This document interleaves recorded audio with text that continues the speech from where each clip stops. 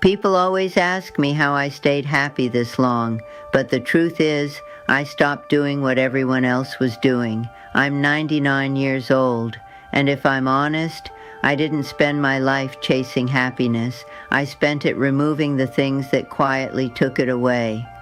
When I was younger, I thought happiness was something you built, something you earned, something that would arrive if you worked hard enough, stayed disciplined enough, did everything right.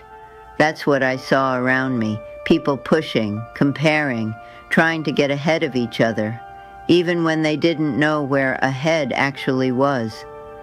I tried that too, for a while, and it worked, in the way people measure things. I was busy, productive, respected, but I wasn't at ease, and that's different. You can be doing everything right, and still feel like something is slightly off. That's what made me stop, not all at once, just gradually. I started noticing what drained me, what added pressure without meaning, what made my days feel full, but not mine, and one by one, I stepped away from those things, not loudly, not dramatically, just quietly. The first habit I changed, I stopped explaining myself to people who weren't part of my life. That sounds small, but it changes everything. When you're younger, you spend a lot of time justifying your choices, why you did something, why you didn't, why your life looks the way it does. And most of the time, the people you're explaining it to don't carry any part of your life. So I stopped, not out of defiance, out of clarity. If someone is not living your life, they don't need a detailed explanation of it. The second thing, I stopped rushing decisions just to feel certain.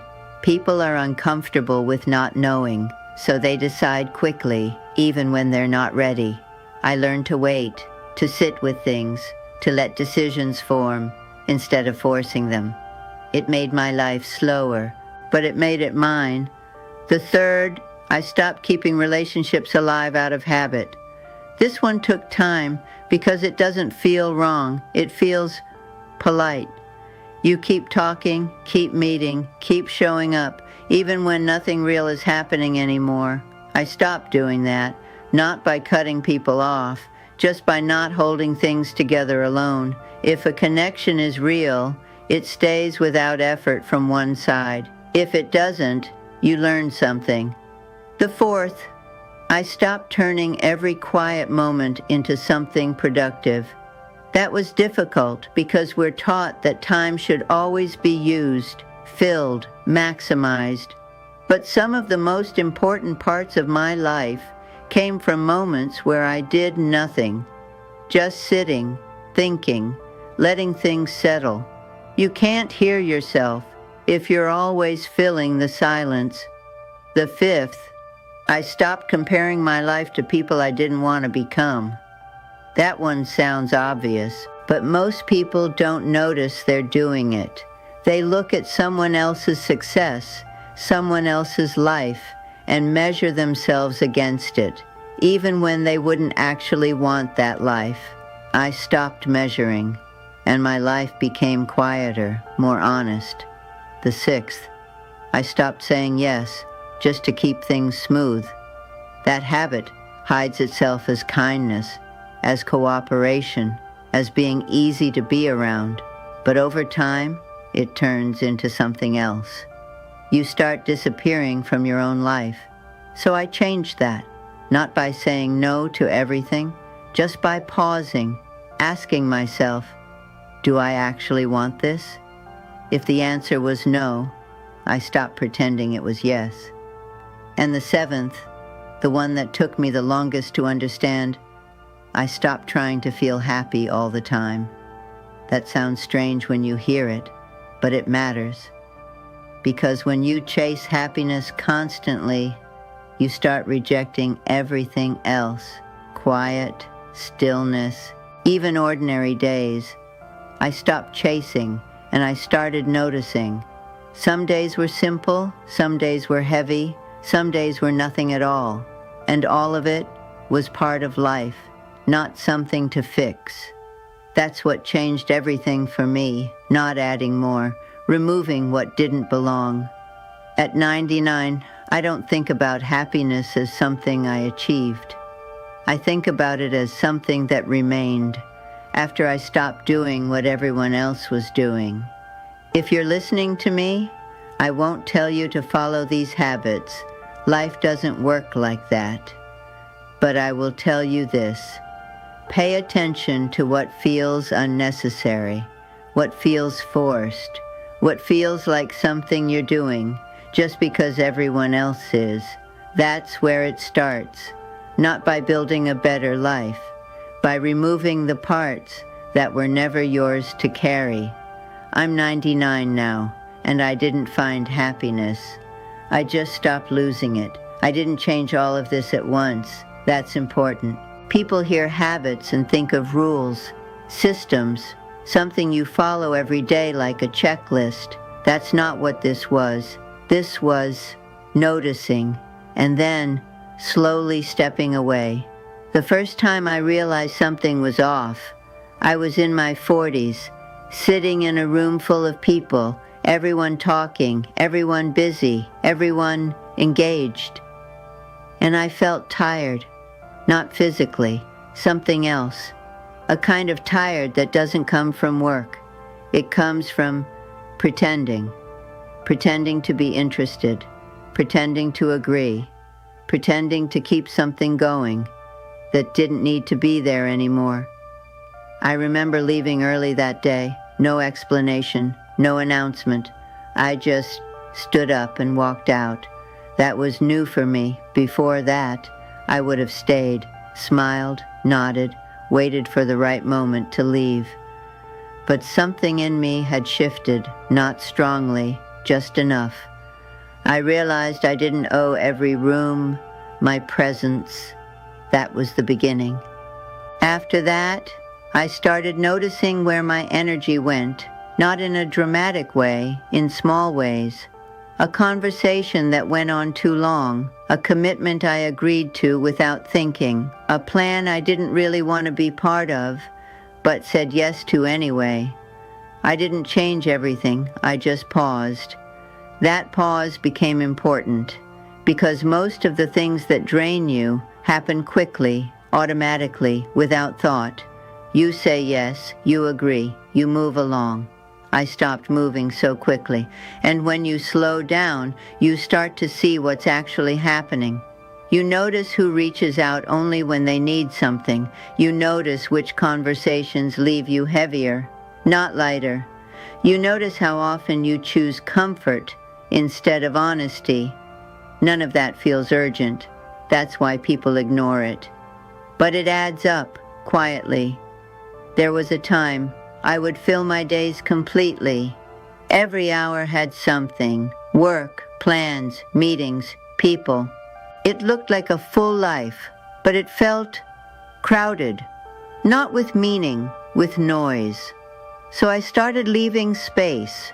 At first, it felt wrong, like I was wasting time, like I was falling behind something I couldn't even name. But then something changed. In that space, I started hearing things I had been ignoring. Thoughts that didn't match the life I was living.